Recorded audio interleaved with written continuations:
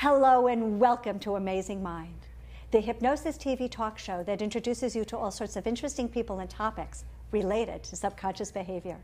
My name is Lisa Machenberg, hypnotherapist, HMI instructor, and host. Today we have an amazing guest. Please help me welcome Zippora Karz. Now, Zippora is a former soloist with the New York City Ballet. She is a choreographer and instructor, and she is the author of two of my favorite books. One for children called Ballerina Dreams, and a second one, which I love, called The Sugarless Plum. Please help me welcome my guest. Zippora, today our topic is going to be fulfilling your life's dream, not despite the fact that you have a chronic illness, but with a chronic illness. Can you tell us a little bit about that? Well, I think that every one of us is going to have some sort of challenge in some way in our bodies. And for me, I have type 1 diabetes, insulin-dependent diabetes. That was my obstacle. And so that's what I tell in my story, is how I learned to live with it and still be a ballerina in my life's dream. Can you tell us your story? Yes. Well, come from dysfunctional home. My parents were divorced. My mother's boyfriend moved in with us, and we did not get along. Our tempers really clashed. But I had already started ballet. And what I found as a very young child in the ballet studio, as I trained my body, something would happen to me. Somehow the music and my soul would become one, and the only way I can really describe it is that I would start to have moments where I would feel love. It was an experience of love, and it was something that was so moving to me and overwhelming that I just wanted to be in the studio. So it's not that I was running away from my life, it's that I was finding my life in the ballet studio. But I didn't know that you could be an actual ballerina as a profession. But I had an amazing teacher, and she knew that you could. And so at age 15, I moved to New York City. From Los Angeles to New York City. From Los Angeles to New York City. By the age of 17, I was dancing with the New York City Ballet as a professional. By the age of 20, I was being singled out from the group. It's called the Corps de Ballet, and given the leading roles like the Sugar Plum Fairy and the Nutcracker. And when I was 21, the director of the company, who is still the director today, Peter Martins, he was choreographing a new ballet, and I was one of the leading ballerinas in it. And that's when strange things started to happen in my body. Can you describe what was happening in your body? Well, I had symptoms. I thought I was just burnt out and tired. But one of the biggest ones, and the reason I got to the doctor, is because I developed boils underneath my arms, and they became infected. And I literally could barely, ballerinas we have to lift our arms over our head. Yes. And I couldn't lift my arms, and I had these performances coming up, and I panicked. So that's what got me to the doctor, and that's when I got the diagnosis that I was diabetic.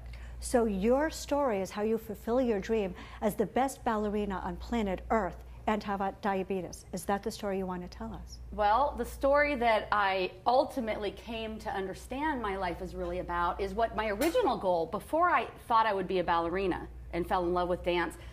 As a young child, I always wanted to do something to help human suffering or to help raise consciousness and awareness. And what has ironically happened is that through this obstacle that I've had and this journey that I've taken as a diabetic, I have found a voice, and it's come back to really my first passion, which is to help people understand their passion, and that you can find a full life, live a full life of passion and meaning even with an illness. So tell me about how this book came to be. This book came to be because when my mother was diagnosed with cancer, I never thought I really had a story or what I went through was anything different than or extraordinary. But when my mother was diagnosed, and she went through similar things, almost exact things that I went through, from denial to miseducation to problems with the doctors, I realized that the things that I had been through and that I had to learn how to overcome and that I struggled with were universal themes. So that's when I really started to write the book. Well, I have a hidden agenda with asking you to come on. I struggle with a chronic illness. I have inflammatory bowel disease, and it's a chronic condition. What can you teach us about fulfilling our soul's work with a chronic illness? The first thing that was important for me to understand is that I'm not my disease. It was so personal, and I felt like such a failure, not just on a physical level, but on a spiritual level. I felt somehow inadequate. And so I had to dig deep and find that connection with my own being and soul, and find a meaning beyond my identity in my outside life as a dancer or even as a person, and find that place where I value myself and my journey and that I have meaning here, that we all have some sort of purpose. And then I started to see it differently, because having a disease, I felt at the effect of. I felt like a victim in certain ways. I felt helpless. I felt powerless. And so it was very important for me to find that place of my own power, that I was driving the boat in some way, that there was some bigger journey that I was on, and the disease was just a part of it, an obstacle on my path that was a part of this process that I'm in. So we're not talking about thriving despite having a disease. That's right. We're talking about thriving with a disease. With the disease. Speak more to the disease as part of the journey, because that's really interesting. And a lot of us have an adversarial relationship with our challenges.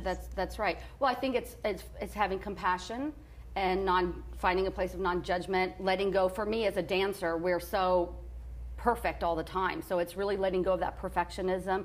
And you have to educate yourself about your specific situation. So I had to really learn about the specifics about my diabetes.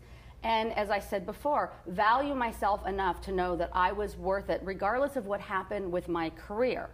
Well, you know what, I need to speak to that, and I wonder if anybody here in the studio audience can relate.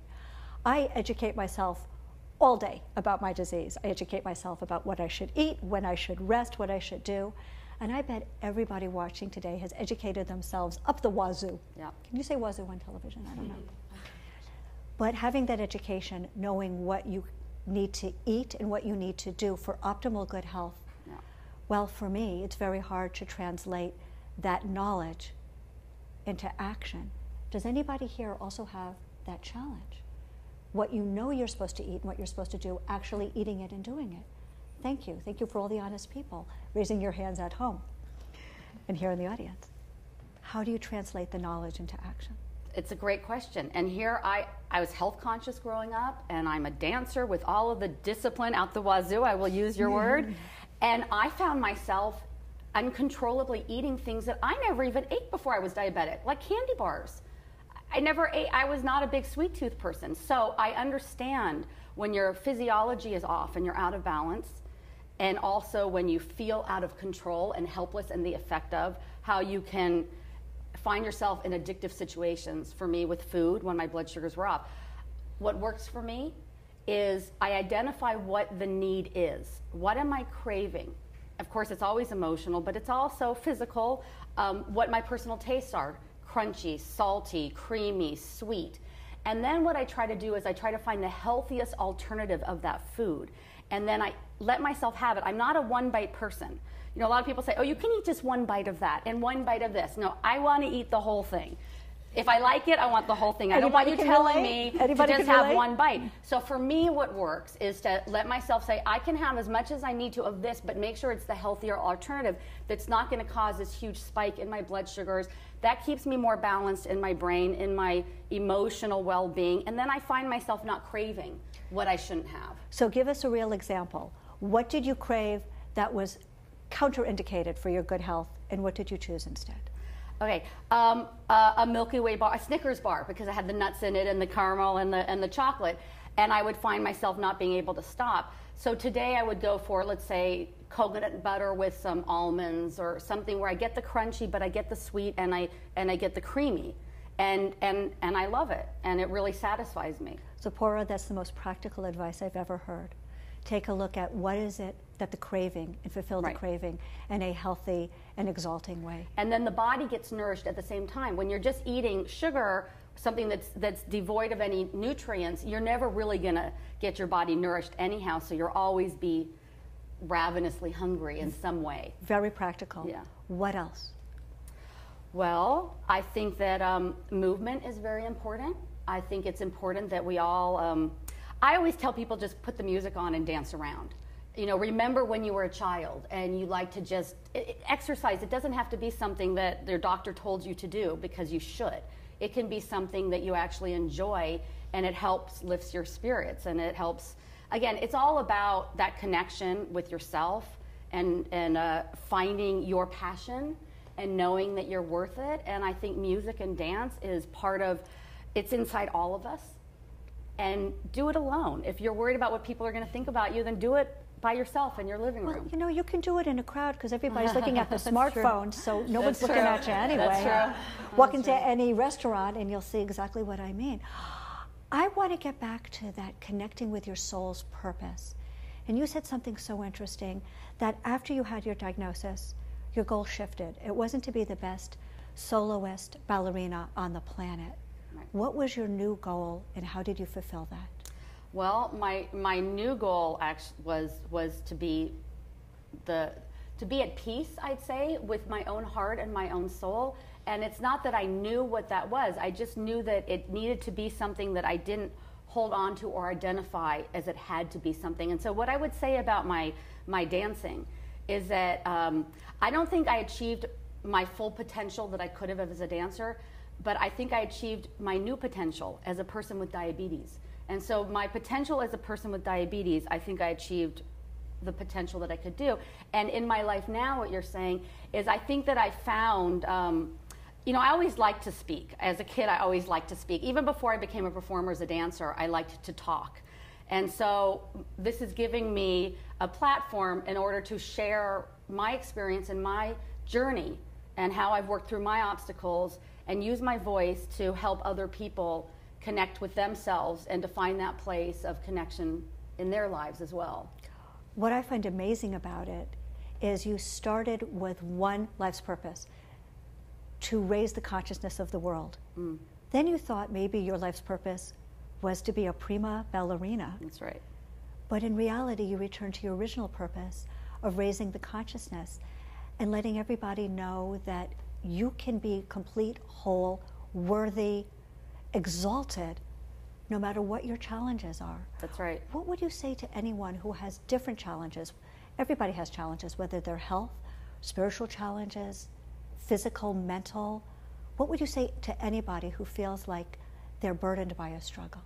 I would absolutely say that no matter what we're dealing with, physical, emotional, spiritual, whatever it is, that you can live a full, healthy, passionate, meaningful life with that situation. Not, as you said earlier, not despite it, but with it. You can live a full, fulfilled, peaceful life. You're an instructor as well as a choreographer, as well as an author. Can people talk with you? Can people learn from you? Can people get sessions with you or learn dance from you? And Yes. do you have something here locally? Well, I'm in the greater Los Angeles area, but I Skype all over the world, and you can always contact me through my website, ZipporaKarz.com.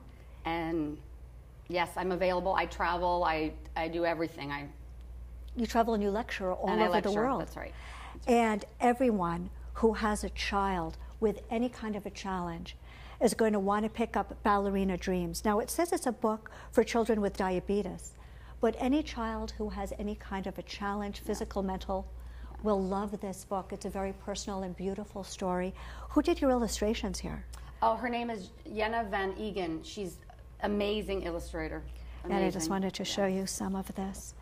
And ironically, the little girl in this book, her name is Zippy. And every adult who has any kind of a challenge is going to read this memoir disguised as a self-help book, or maybe it's a self-help book disguised as a memoir. I haven't figured it out. And it's called The Sugarless Plum. Where can we get your book, Zippora? Available through my website, Amazon. Amazon. Amazon. Are they on Kindle too? Yes. Yes. Both of them? Not the just the memoir. Just the memoir. Yeah.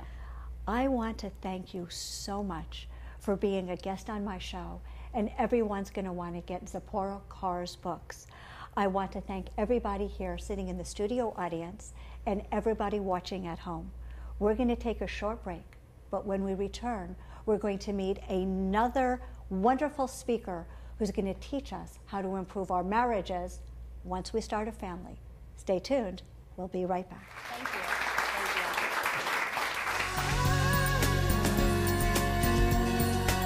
Thank you.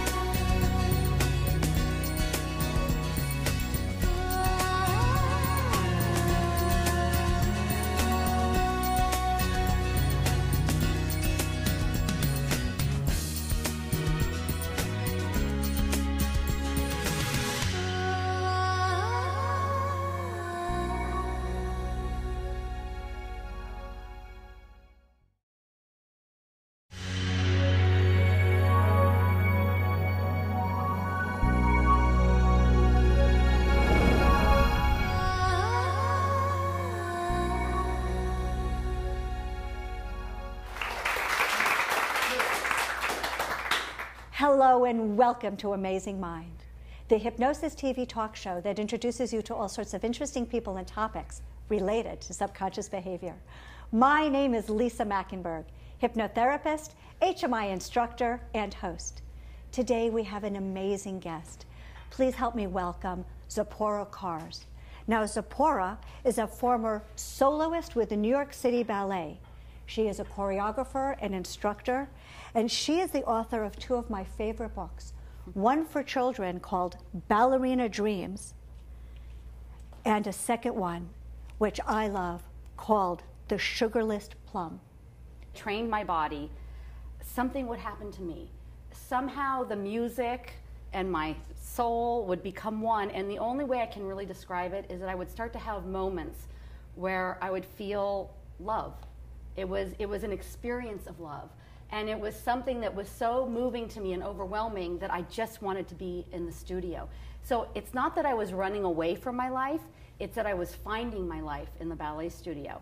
But I didn't know that you could be an actual ballet-dependent diabetes. That was my obstacle. And so that's what I tell in my story, is how I learned to live with it and still be a ballerina in my life's dream. Can you tell us your story? Yes. Well, come from dysfunctional home. My parents were divorced. My mother's boyfriend moved in with us, and we did not get along. Our tempers really clashed. But I had already started ballet. And what I found as a very young child in the ballet studio, Please help me welcome my guest. Zippora, today our topic is going to be fulfilling your life's dream, not despite the fact that you have a chronic illness, but with a chronic illness. Can you tell us a little bit about that? Well, I think that every one of us is going to have some sort of challenge in some way in our bodies. And for me, I have type 1 diabetes, insulin